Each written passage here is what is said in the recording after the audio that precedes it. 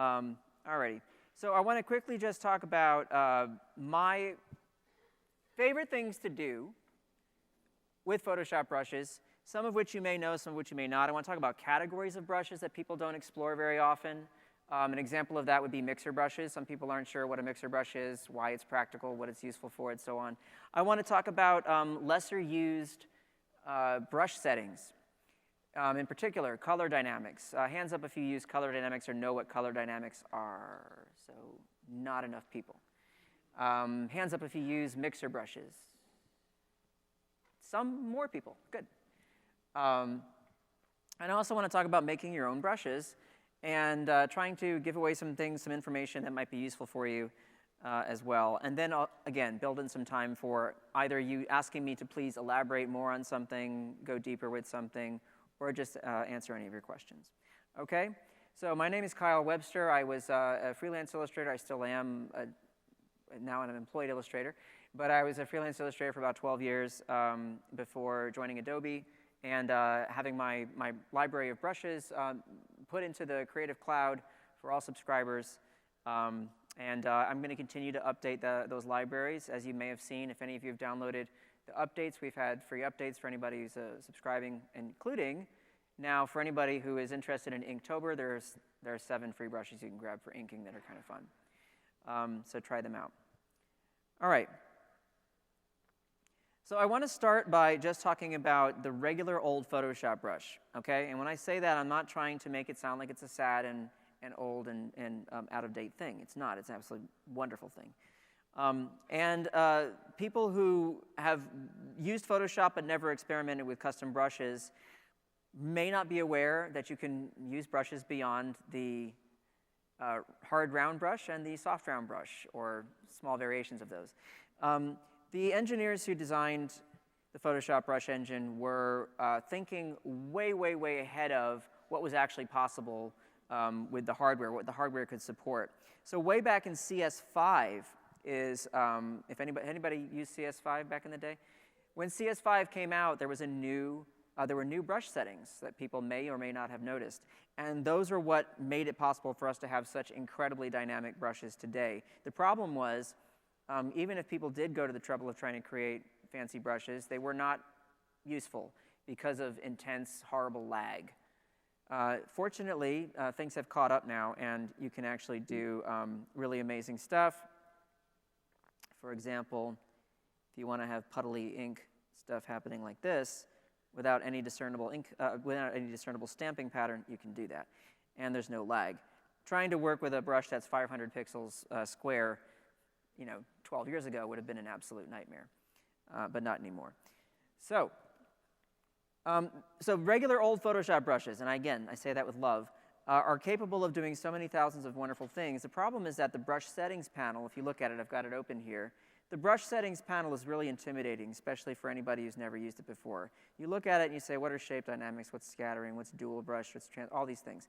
And the reason I made so many brushes was I just wouldn't want people to think about this and not be worried about it. I want them to just draw and paint. But a lot of people want to make their own brushes. So quickly, I will go over what some of this stuff means. So shape dynamics, let's start there. Shape dynamics give you the ability to control things like the size of the brush based on the pressure you're using with your stylus, OK? I am a fan of Wacom devices, and I'm saying it correctly, by the way, in case anybody ever wondered how you say that word. It's not Wacom, it's not Wacom, it's Wacom. So you can impress your friends with that information. I'm a fan of those devices simply because I've tried literally every tablet that exists for, other than the iPad, but for this kind of work. I've tried them all, and Wacom is hands down the best device, simply because the distance between your stylus and the glass, what you see on the glass when you draw, is the smallest. So you really get the sensation, especially with these newer devices, the Cintiq Pro, you get the sensation that wherever you put your stylus, that's where you're drawing. So you're not seeing this little kind of a quarter inch of space between where your stylus lands and where the mark actually is on the display. That's the first reason. The second reason I'm madly in love with these things is because they make felt nibs for the stylus. Hands up if you tried the felt nibs. Yes, OK. If you haven't tried the felt nibs, you have no idea what you're missing, because they give you a bit of resistance when you draw and a nice kind of a scratchy feeling. It's so much closer to working on paper or on canvas or something like that. And the beautiful thing about how they're designed is the more you use them, the more beat up and nasty they get, and the better they feel. So at first they're a little stiff, but if you draw with them repeatedly for a couple of months, you get this really beat up looking, messy thing, but it's super sensitive and still works beautifully, and it's wonderful. And finally, the third reason is because the newer models have over 8,000 levels of pressure sensitivity, which sounds like overkill. And when I first read that, I thought it was, and I thought it was a marketing gimmick. No offense, Wacom. But I thought, come on, nobody needs that. And what I noticed was you actually do notice the difference. And where do you notice it? You notice it on the lower end of the pressure curve. And what I mean is if you're making very, very, very faint lines, and let me see, I should use a pencil for this because that's a better tool to use. Okay, I'll just use my HB Pencil Pro. There we go. So if I'm using a pencil and I'm using this kind of a stylus, the lines I make, can you all see that? Or is it just too faint? Well, guess what? It's visible here. And I'm just barely scratching the surface, and I love that I can slowly, slowly, slowly ramp up to full pressure. And I mean, it really takes it so well, so that I'm going from this range where if I were actually using pencil on paper, this is what I would feel. So I'm a big fan of those devices. All right, anyway, but here's the thing. If you're budget conscious, and you should be because it's a good quality to have in your life, there are, of course, other devices that you can buy for much less money. And I'm not paid by Wacom to say anything great about them. I love them, but by all means, buy what you can afford. And as long as you have a stylus and some kind of surface to draw on, and you do not have to be drawing, by the way, on a screen. You could be just drawing on a tablet that's disconnected and you're looking somewhere else. The main thing is you will not get any really great results or even good results out of using custom brushes if you don't have a stylus. So that's pretty much a mandatory thing. All right, I'll go back to the settings. So size jitter. Let's talk about that. Some of these names are a little confusing because you see the word size jitter, and then you see minimum diameter underneath it, and you see the control and all this other stuff, and it looks kind of like the inside of an airplane cockpit, right? And after a while, you say, forget it. Well, just so you know, the basic things to remember with shape dynamics are that you can decide what is it that happens to the shape of the stamp of your brush, and how do you want that to change with pen pressure, right? And they give you these controls: pen pressure, pen tilt, fade. We won't talk about that one because it's, well, we'll talk about it later, and so on, okay? But what I mean by that is every single Photoshop brush you create, whether it's a mixer brush, whether it's a regular brush or a pencil, whatever it happens to be, it starts with a stamp. So let's just go ahead and make one really quickly, okay? All right.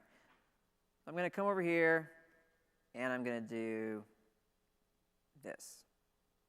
Scribble a couple of things like that. I'll get rid of that. And this is, or could be, a brush stamp. And all it is a shape, okay? And you can turn this into something that is going to be dragged along the surface of your canvas, and it's going to be either tightly spaced or spaced widely apart. It doesn't matter, you can choose. But you want to make a brush, I just go to Edit, Define Brush Preset. We'll call this Max. And there it is. It just appears at the bottom of your brush menu. Now, right now, this is what it looks like. Ugh. Terribly boring and useless, okay? So that's where you get into brush settings. Let's say, okay, I want it to be able to go from a fine line to a thick line based on the pen pressure I'm using. So I select Shape Dynamics. Right now, it's off. I see the control is off. I say, no, I want to use pen pressure. And immediately, it sets my minimum diameter right here to 0. So it's going to say, with very, very faint pressure, you should be able to get a really thin line. And with heavier pressure, you should be able to get to 100% of the width of that stamp, which happens to be 245 pixels, okay, which is pretty large. So light pressure, heavy pressure. So now we're getting somewhere. It's still kind of ugly, right?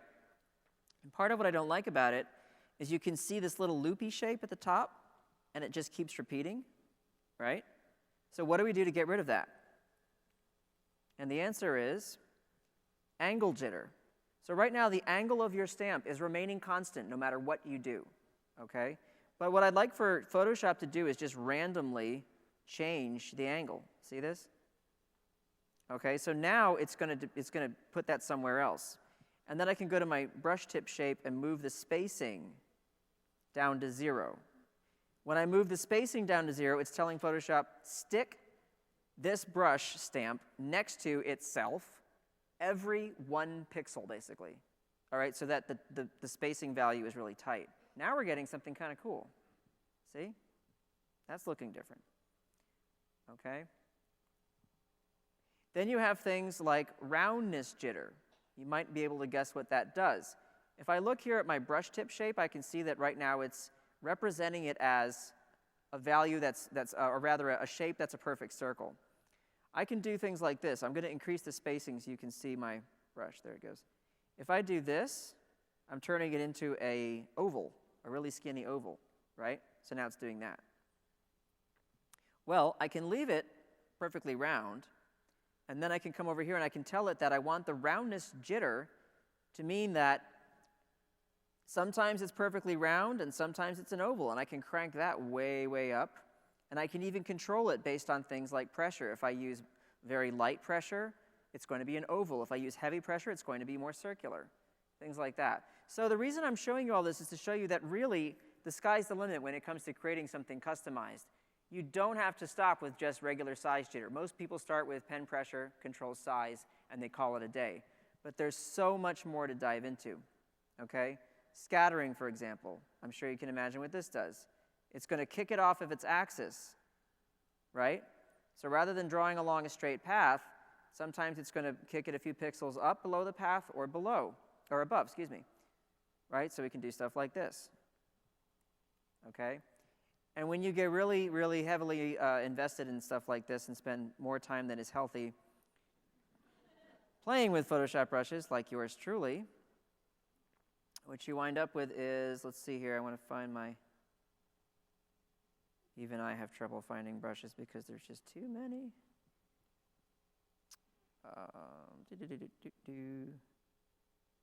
Here we go. All right, you get stuff like this, right?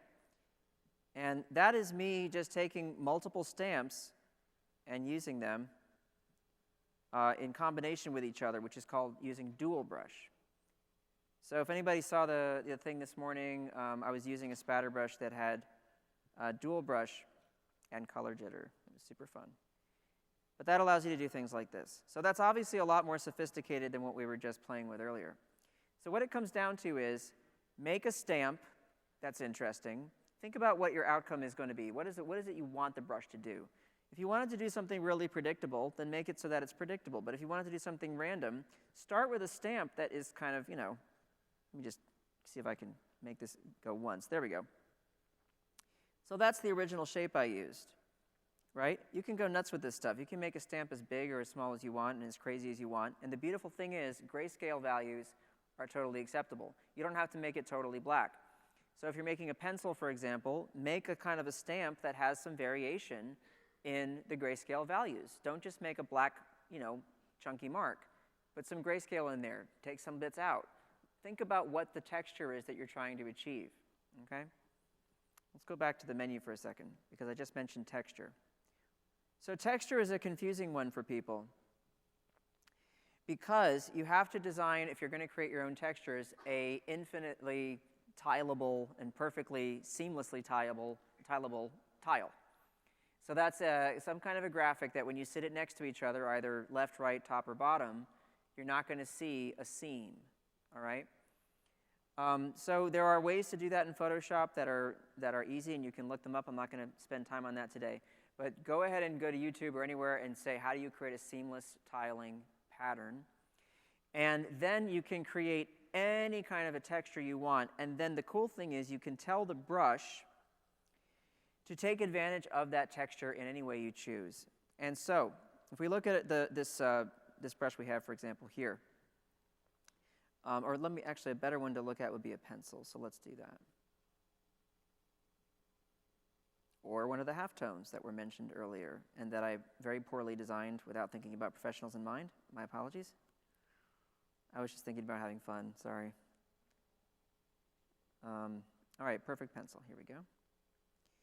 And we'll look at the settings here. So this is a pencil. I'll zoom in so we can see the texture nicely. And can you all see that? I can't see what you're seeing.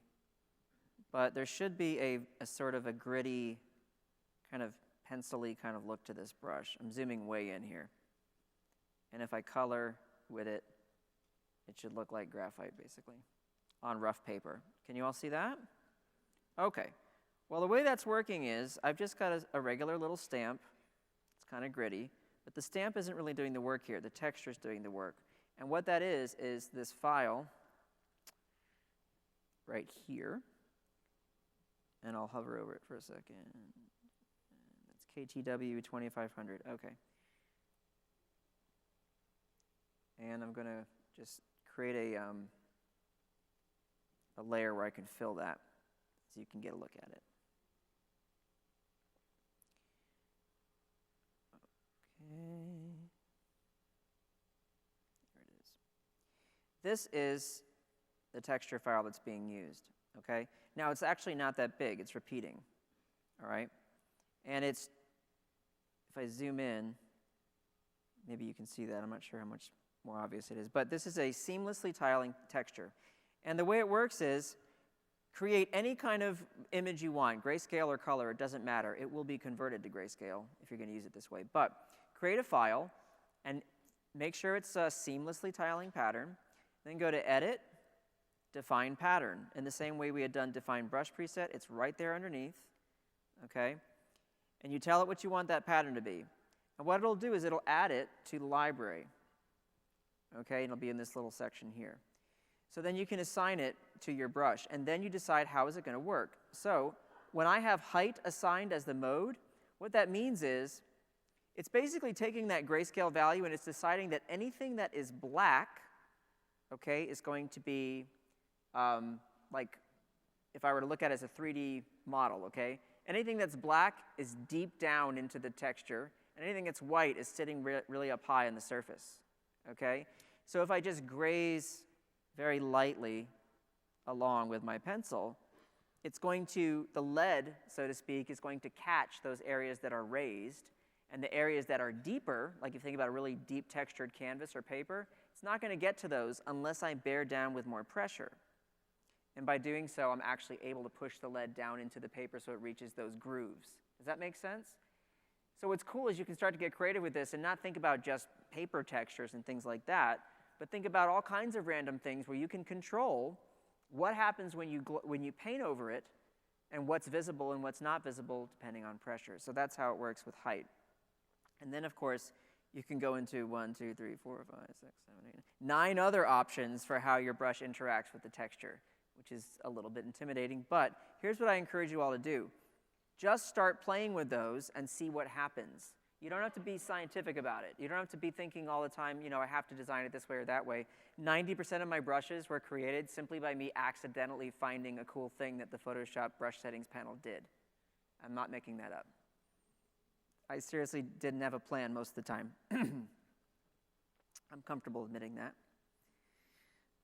All right, so I want to start talking about some of my favorite things. So with the brush settings, there's so much to get into, but the basics that we talked about, the shape dynamics, scattering, and texture, if you start playing with some of those, you're going to immediately open a lot of doors to a lot of possibilities, and you're going to take yourselves pretty far, okay? All righty, so let's get to some fun stuff that you may or may not be familiar with. I want to start with mixer brushes. In CS5, Photoshop introduced mixer brushes. And it's a different category of tool. You can see it right here. If I long press on my brush in the tool panel, I have the pencil tool. You don't have to worry about that. Color replacement tool. I've never even used it once in my life. And the mixer brush tool. Anybody tell me what the color replacement tool does? I have no clue. Does it replace color? Probably. So then we have the mixer brush tool. So the way mixer brushes work, and I'll just grab one of my preset ones so we can not have to make one. Excuse me here. In the Mega Pack and the Real Oils category, there's a whole bunch of them. We'll start with the cake one because I can show you something fun that it does. So mixer brushes do several things very well, okay? One of the things mixer brushes do is allow you to paint with more than one color at the same time, or more than one shape at the same time, or really anything that's pixels, you can turn into a mixer brush and paint with it in full color. So this is pretty exciting. And I'll give you an example. So put some red over here, put some yellow next to it, and then we'll put some blue like right there. Okay? All right. So when I sample this area, the red, the yellow, and the blue, and to do that, by the way, if anybody likes the key command, if you want to automatically pull up your eyedropper tool to quickly sample color, hold down the Option key. It's automatically there. Tap, and you're good to go, okay? You'll notice something up here, okay? This is actually my new color swatch. So even though the color swatch down here, where we normally look to see what our color swatch is blue, with a mixer brush, you can sample multiple colors at once. And so up here is where I should be looking. It's telling me, hey, you just sampled this area, and your brush is now that shape. So when I paint with it, that's what I get. And how cool is that? So you can imagine the possibilities here are pretty crazy. Because in addition to just really cool painterly effects, right? And by the way, I'm right now painting without any mixing properties turned on. I'm just painting flat color over flat color, which is still pretty awesome and fun. Depends on what you want to do. But if I tell it now, okay, the paint is wet and it's going to mix, well, that's still the swatch I've got when I paint. But when I paint it into another area, see what it does? It's actually mixing that paint and blending it. So that's where you get into real oil paint effects and wet paint effects, okay? So that's the second thing that mixer brushes are super good at, mixing paint. And so you have these sliders, these controls up here, and you have really almost more control than you need, frankly. You have more options than you need. But you can go to town with how much is it going to mix with the color that's already there on the canvas, how much of the paint you load on the brush. Are you really loading? So if you like, for example, turn the load down, it says here load 100%. Well, it's going to more quickly pick up the color that is on the canvas if you don't load the brush with a lot of color. Okay, just think about it in the way you would use natural media. How wet is the paint? That's going to, look, if I crank that up way up to 100, right? It's much more gooey and fluid, and there's just so much you can do. However, you don't have to get carried away with all that stuff. If you just want to use the custom-made mixer brushes that are already available in the cloud, open up the Real Oils category, and that's in the Mega Pack, and just go to town and see what happens. And make minor adjustments with those. But the main thing I wanted to show you is that you can select multiple colors at once. So, why would that be useful? Okay, so let's say you want to paint some foliage, right? I'll just grab a regular brush, and let's see here. I'll grab something from the paint box. We'll grab the creamy brush. All right, so I'll paint some leaf here and a leaf here. I'll change my color a little bit. There's another leaf. Paint a leaf over here. See how good I am at art? I used to get paid to draw. All right, so there we have some leaves, okay? And they're really well painted. Probably the best leaves I ever painted. Okay, so why did I do that and why is that useful? Let me size that down just a hair. So check this out. So I could now go back to my brush I just had, which was the cake brush. Okay, grab my cake brush. And I will, let me size this down just a little bit more. Okay. Don't forget, with Photoshop now, you want to size something down and retain your aspect ratio, what do? Nothing. What about if you want to undo several times? Just undo. Okay, let's check this out. I want to paint a tree. So I'll size my brush up, Option, tap, and now I've just selected a bunch of leaves. That's terrible. Why? What'd I do wrong? Oh, I know. Spacing. There we go. Space it out. And we'll do some angle jitter. And now I'm just painting leaves in a tree. I can turn off the texture if I want. And what's cool is I haven't even used size dynamics, so let's do that. Do the size dynamics. Oh yeah, I did do it, sorry. And we'll turn off text. And what it's doing is it's sampled that one little area, and it's just making me paint with all those leaves multiple times, right? So you could actually go nuts with this, and you could sample an area that's really, really, really complex. So what you'll see is a lot of concept artists is they'll paint a nice area of foliage, and then their mixer brush, they'll just use a hard round brush. It's a circle. And they'll select that area and then start painting, and they'll create these very, very believable, detailed areas of foliage that don't look like repetitive stamps. People also use it for weird 3D effects. For example,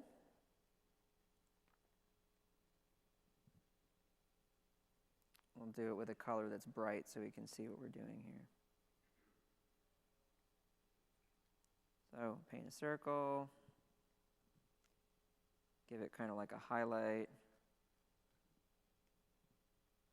Again, remember I went to art school.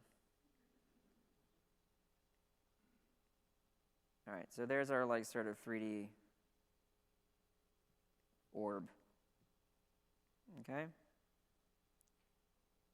And I could go to the mixer brushes. If we were in mixer brush, we can go to make a new brush. I'll just use the hard round brush, which should be in the defaults, unless they got rid of it. On my advice, shame on me. No problem. We can solve this.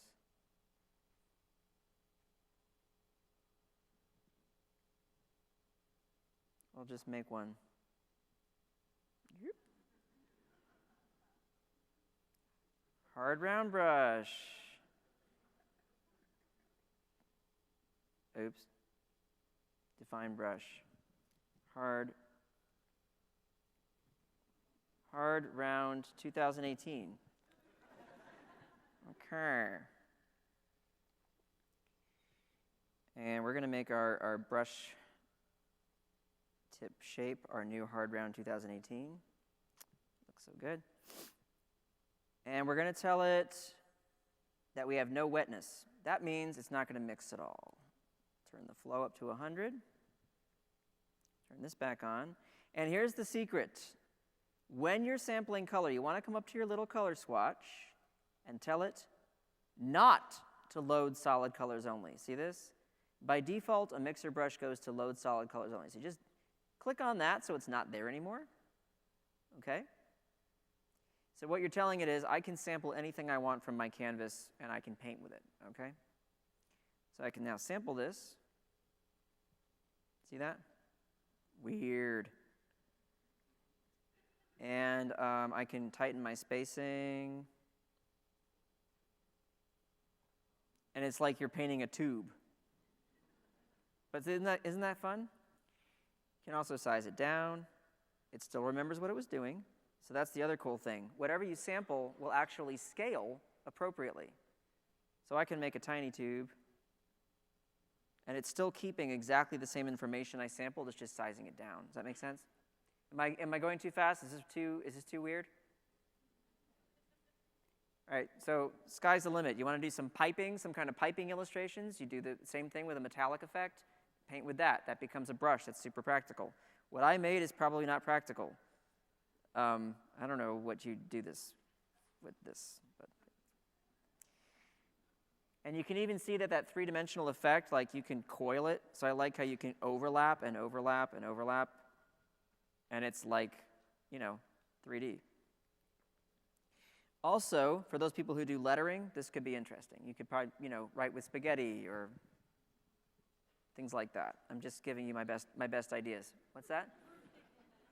What was it? That is a much better idea. Icing on a birthday cake. Thank you.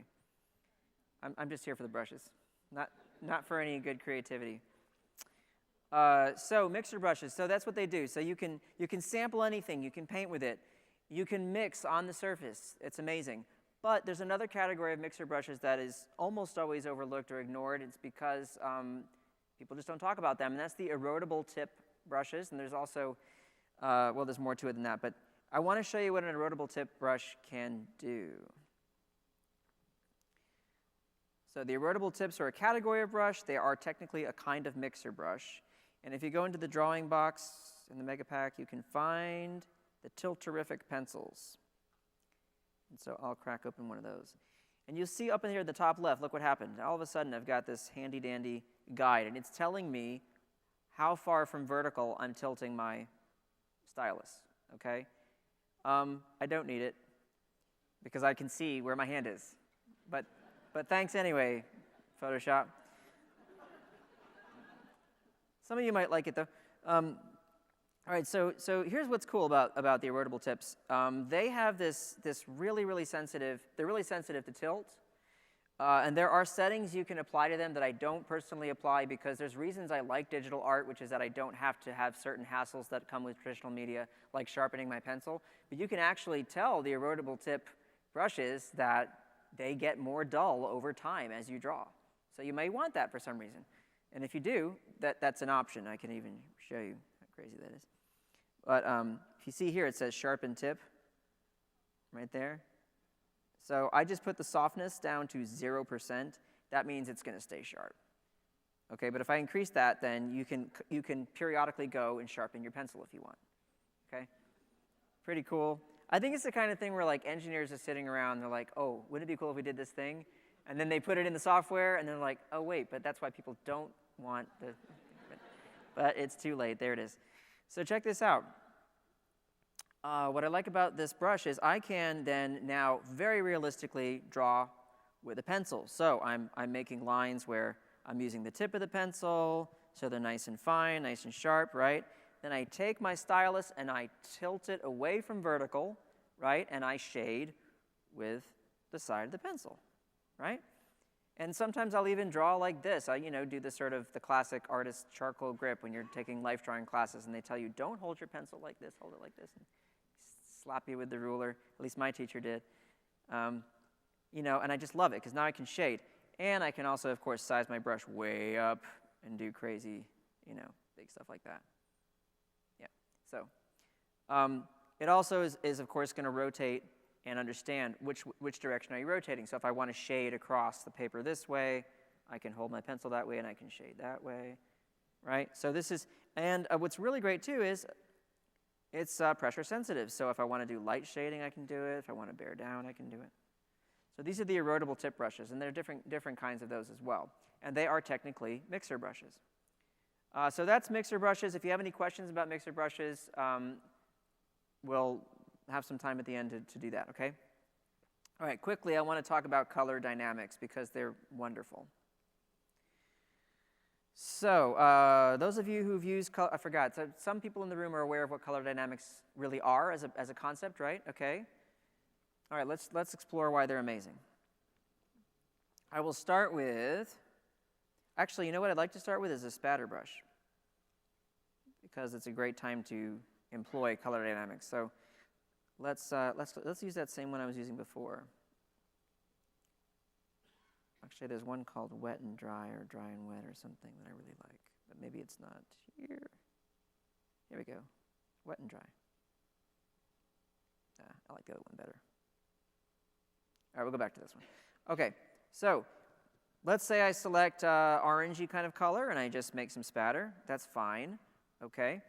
But check this out. Color dynamics allow you to, I'll turn them on, do several very powerful things. And we'll start with just hue jitter and saturation and brightness jitter, okay?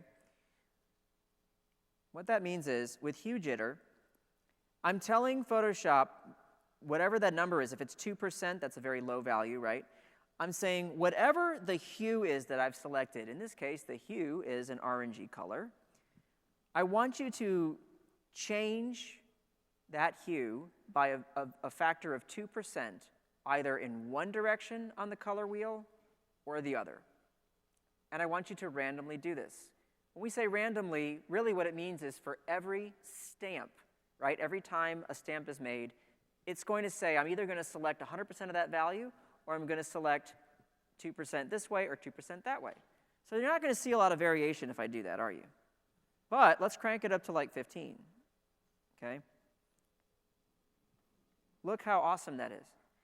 Now what you're doing is you're really getting natural effects. You're getting effects that seemingly are random, that add a lot more interest to your color, to your work.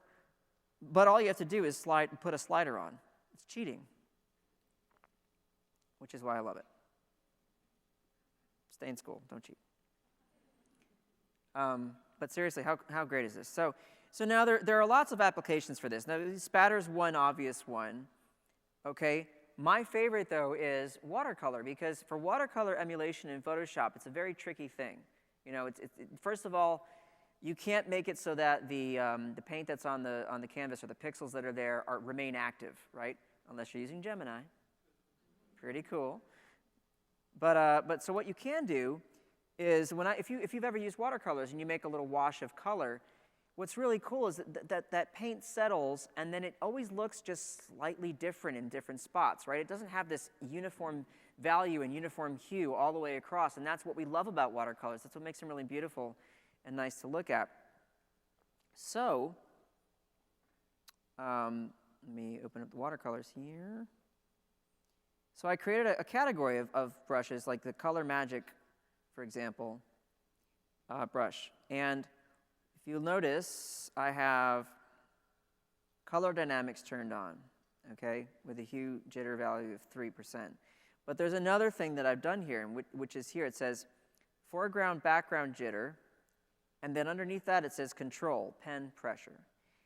This is my favorite. So what it means is the foreground color and the background color, okay, I can control how much of either of those colors is being applied based on the pressure I'm using. So what I'll do is, in order to create, for example, let's say a sort of purpley color,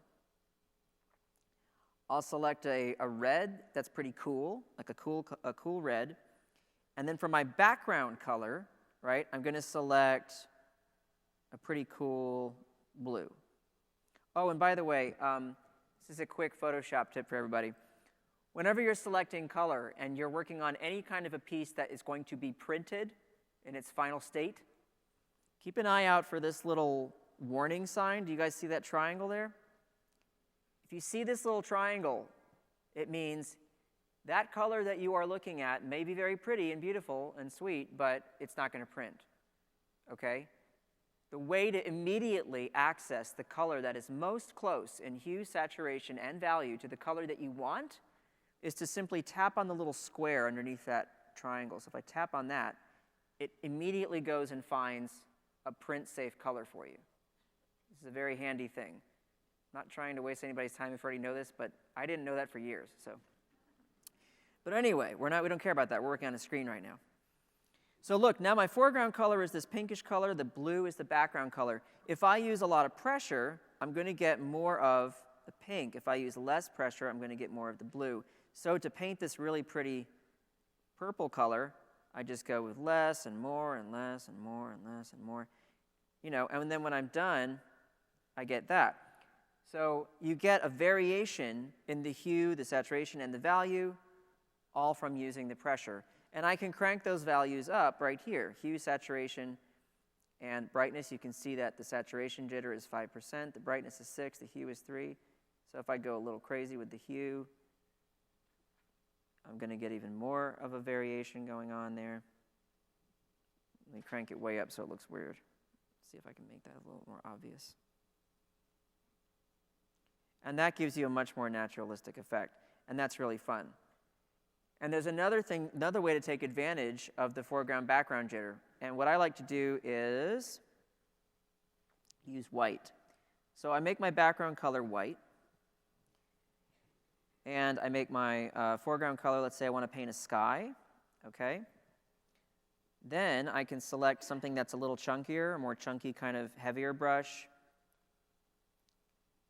And we can get this effect of, I guess you'd say, oils, really. So if I select, for example, the creamy brush, I'll turn on pen pressure for controlling the foreground-background jitter.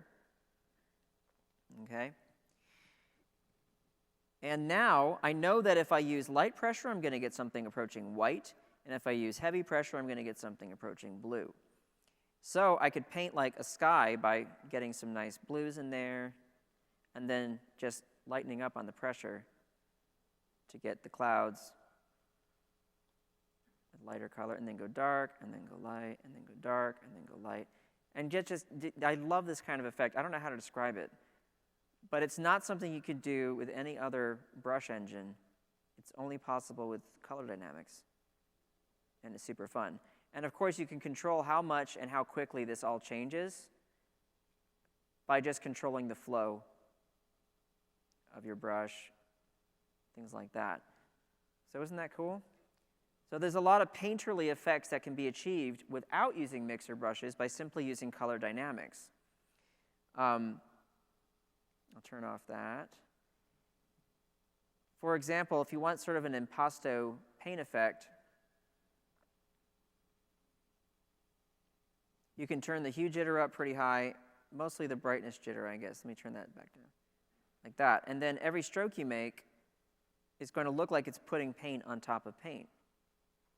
Right? Let me zoom in on that.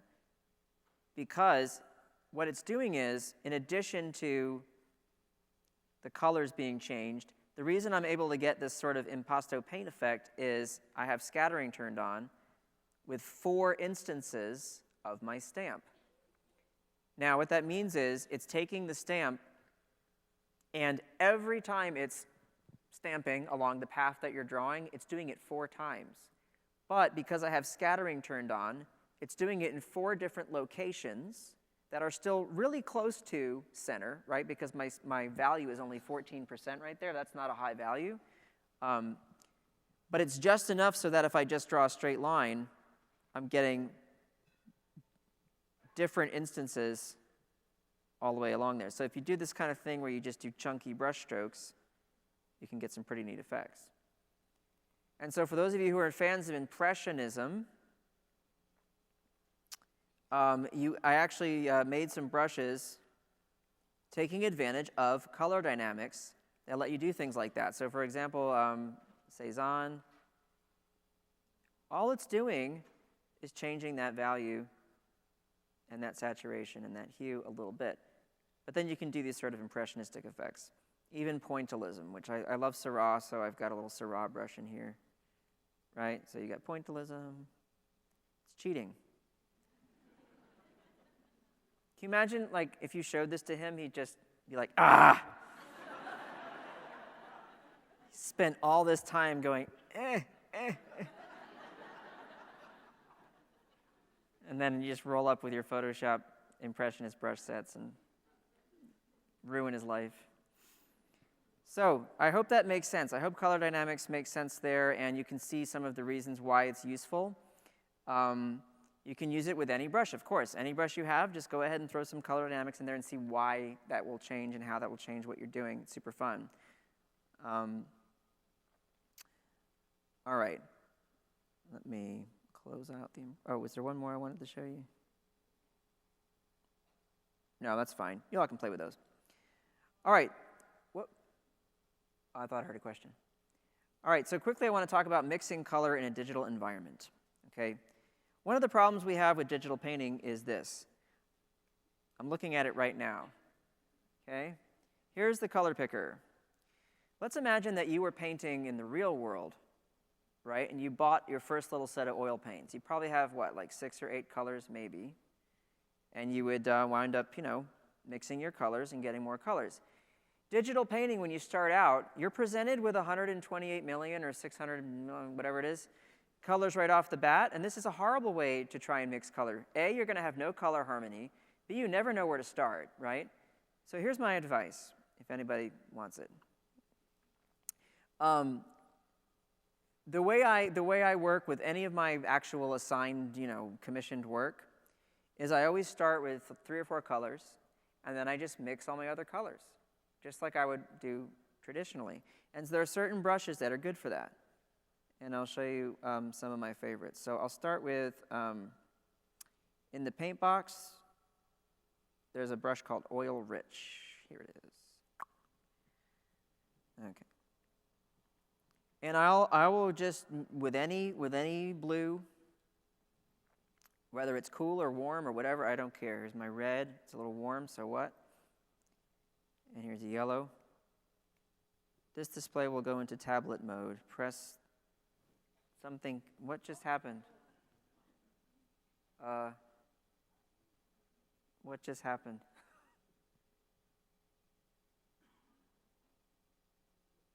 Oh. It's back. Okay. That was great.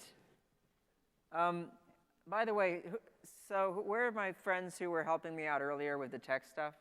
Is anybody here? Hello? Are you kidding? They didn't even give me a power cable.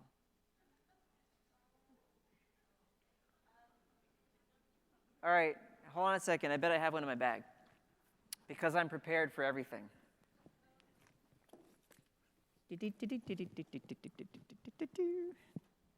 Ta-da, okay. All right, this is so that you can still have a demo for the next little bit of time. Okay, saved. Alrighty, so here's what I do. I've got my 3 primary colors, and all I do is, because this brush responds to pressure sensitivity, right?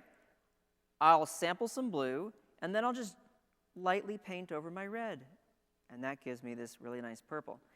And I immediately know that that purple has some of the red in it and some of the blue in it, so of course it's harmonious with my palette. Then I'll do the same thing with my yellow, okay, and get my nice little orange. And this is how I'll build out a color palette. And I'll do the same thing where this is my favorite thing to do, is mix my secondary colors. Because then you get all your neutrals, and your neutrals are automatically harmonious. There's nothing worse than trying to pick a gray, and you say, well, I know it has to be a cool gray or a warm gray. I'm pretty sure of that, but then you do this, and you go, is it this, is it this, is it this? No, don't do that. And what I use for black is this. I get my blue, and I take my blue and I just pull it all the way down here. So it's hyper saturated, but it's really dark. And that's what I'll always use for my black. And then I can take that, and I can just lightly paint over here, and then I'll get a darker blue, lightly paint over here. There's that value, come over here, right? And I'll be more organized than this. I'm not going to just throw my swatches all over the place. But this is the way I like to do it, right? And then the cool thing, too, is you can mix with, for your lighter colors, you could sample right from the canvas if you want and use white. But sometimes I think it's cool to actually use like a white that has some kind of a tint to it. You know, it's a little darker. So there's my actual white. And I'll take that, and I'll mix it with my yellow, and then I get that. So you see how easy this is, right? Very easy. This is so fun. So that's how you build out your colors, okay? And here's the problem. We're working in RGB. RGB has one fatal flaw, and that is greens. When you mix a blue and a yellow in RGB, you usually get kind of a gray. Okay, and I'll show you the workaround for that so you never have to worry about it. Here's my blue, here's my yellow, and there's my green, right? Terrible.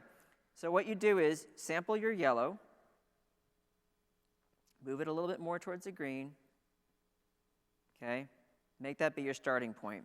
Now take your blue, lightly mix them, lightly, and whatever color you get, pull it over here, and just go from left to right, just pull it over, okay? And that becomes the color you want to mix.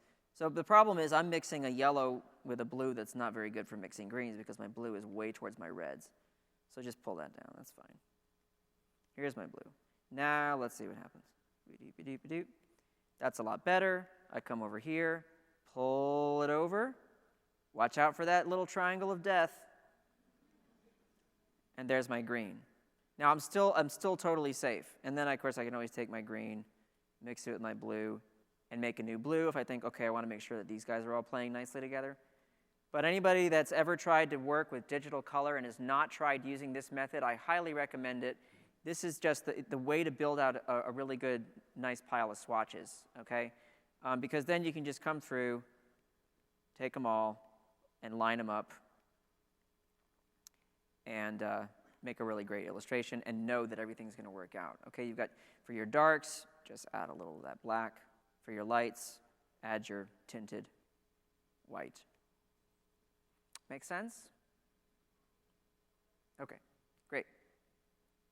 All right, and now, quickly, how are we doing on time? Are we supposed to be done at 4:30 or? Oh, God, okay, quick. Blending. So, there are several ways to blend. If you want to paint and you want to enjoy it, you don't want to sit there and constantly be trying to make a soft transition from one color to another or a blend without taking advantage of the tools that exist here. You don't want to make that a painstaking process. One great way to blend is, now you know, mixer brushes, right? Now you can use mixer brushes. So anything, you could be painting anything with any old brush. Got some green over here, and got some yellow. Okay, and I say, oh, I want to just make a nicer transition there. Fine. Grab a mixer brush and just do it. Go to my real oils here. And here's the cool thing. In the mixer brushes, you can grab any brush that you like. Let's say I like the Oil Deluxe or something. All right, here's what that looks like. Okay, great. But I can also do this. I can take the load down to 1. Okay, so it's like really low. Take the flow way down. Okay, then I can just do this. Perfect. So because the load is low and the flow is low, it's really just going to take the information it's got and it's just going to blend. So that's a really fun way to blend. And then, of course, you can change your brush shape and you can use different brushes to do it. So a lot of times, a lot of people I know who do paint digitally, they use mixer brushes for all of their blending rather than the smudge tool. And the reason is because mixer brushes do not blur the pixels. One of the disadvantages of the smudge tool is the blurring. I'm sure all of you are familiar with this issue. So a way to sort of avoid it, use some mixer brushes to blend, okay? Please try it out. It yields some really lovely results. Very painterly, right? And look at that, you got the canvas in there. That's fun. Okay, the other thing, so talking about the smudge brush, I will switch back to my regular brush. And let's do this. So here's some more color.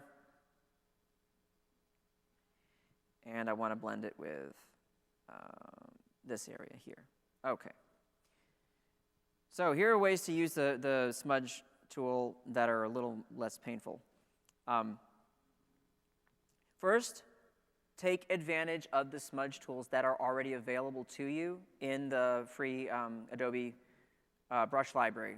There's over 1,600 brushes in there. Some of them are smudge tools, okay? So the way to know they're a smudge tool is look for that little icon that looks like a finger, right? Hand with a finger pointing out. So for example, we have Kyle's big painty blender. That does that. Fun. Okay? But the reason this one works is because, let me go back to settings here. With your brush settings for your smudge tool, take advantage of the fact that it can employ almost all of the same settings as a regular brush. That means you can increase things like spacing, okay, and that gives you less of like a sort of smudgy look. You can employ things like transfer so that you have the pen pressure. I know it's time up. Do they have to fill this room? Is there another one? At 5:15? Can I have 5 minutes? Okay. So you can take advantage of things like spacing. So watch this. If I just increase the spacing, what that does with a smudge tool is it lessens the effect of the smudging. Because the instances of stamping are more widely spaced, the smudge will not be as powerful. So now, if I do this, you can't tell because you're not using my hand, but I'm using a lot more pressure, and I'm able to drag farther and smudge more, but still not get the blur. Okay, so increase the spacing. Try that. Second, let me go back. Try using scattering. So let's say I can take my shape and use something a little more sparse. So here we go. Can you all see my brush stamp? It's now a sort of a spatter. So if I use this for smudging, I can increase my spacing, and I can increase scattering and do a couple of instances of it. There we go. Okay? So now, look at that. That's really cool. This gives you a completely different effect for smudging, right? You could even, with really light pressure, smudge it in a way that makes it look more like pastel. See, so I'm just using a spatter stamp shape, increasing the spacing, using light pressure, and smudging.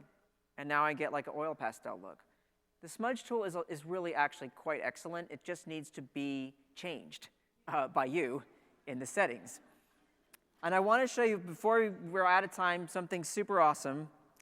And I hope this makes up for the delay. And again, I apologize so much.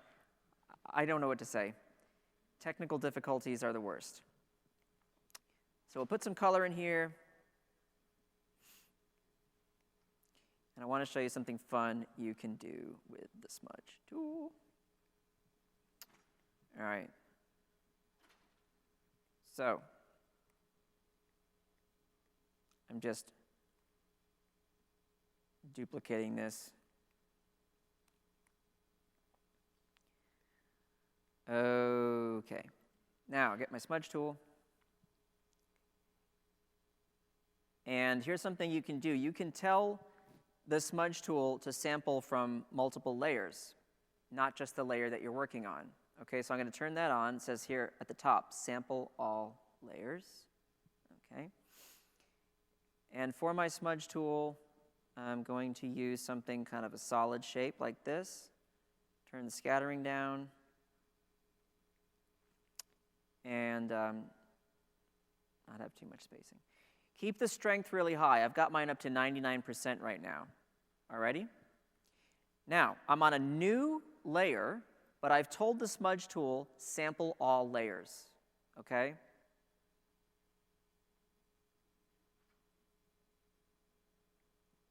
So it's just smudging the information it sees. Now,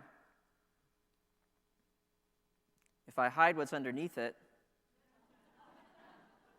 cool, right? So this is how you can do that kind of lettering you see in those commercials and stuff, where it's like there's all this color everywhere, and the letters are smudged together somehow, and you're like, how'd they do that? That's how they did it, because I'm just going to do a cursive letter form here. So H, oh, I'm using my brush. Shame on me. There we go. H, I. And the key to making it look good, of course, is to have a lot more colors than I have and a lot more details and textures. But that's how you do it. So and then you can just copy and paste that on a new layer. So you could do a whole kind of lettering thing that way. There's a ton you can do with it. So I hope that's kind of fun for you. All right, well, thanks, everybody. And we didn't even have time for questions. Listen. Email me, or better than email, please tweet me. If you have a question, just send me a tweet. I answer 99.9% of the tweets, unless you're being mean to me. I love you all. Thank you.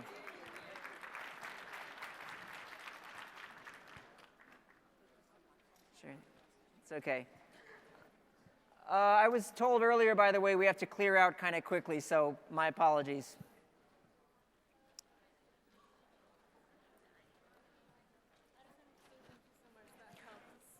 Oh God, I'm so sorry about the delay.